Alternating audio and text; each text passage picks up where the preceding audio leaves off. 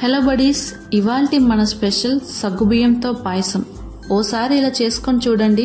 సేమియా పాయసం రుచిని కూడా మర్చిపోయే లెవెల్లో అంత బాగుంటుంది ఈ పాయసం. సింపుల్గా ఇంట్లో ఉన్న వాటితోనే చేసుకోవచ్చు. దీనికోసం 1/2 కిలో సగ్గుబియ్యాన్ని గంటసేపు నానబెట్టుకోండి. ఇలా బాగా నానిన సగ్గుబియ్యాన్ని 3 గ్లాసులు నీళ్లు వేసుకొని అందులో కొంచెం నెయ్యి వేసి నీళ్లు కాస్త మరిగాక సగ్గుబియ్యాన్ని వేసుకొని మీడియం ఫ్లేమ్లో 5 నిమిషాలు మరిగించుకోండి.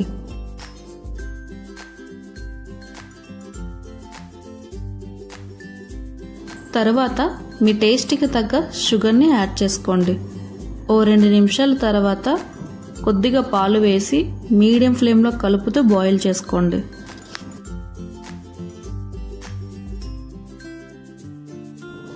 ఇప్పుడు ఇందులోనే 2 ఇలాచీలు వేసుకోండి.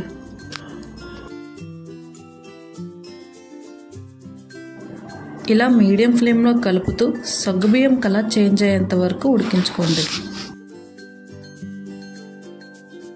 ఈలోగా కడాయిలో 1 స్పూన్ నెయ్యి వేసుకొని నెయ్యి కరిగాక కొబ్బరి ముక్కలు, డ్రై ఫ్రూట్స్ వేసి ఫ్రై చేసుకోండి.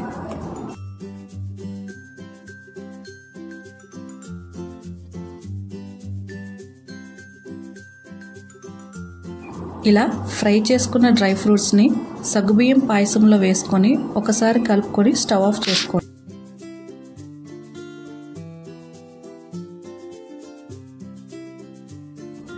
అంతేనండి, మన సగ్గుబియ్యం పాయసం రెడీ అయిపోయినట్టే. ఇది బాడీకి వేడి చేసినప్పుడు కానీ ఎండాకాలంలో కానీ 1 కప్పు తీసుకుంటే చాలా రిఫ్రెషింగ్గా, బాడీకి కూల్గా ఉంటుంది. మరి మీకు నచ్చిందా? నచ్చితే వీడియోని లైక్ చేసి సబ్స్క్రైబ్ చేయటం మర్చిపోకండి.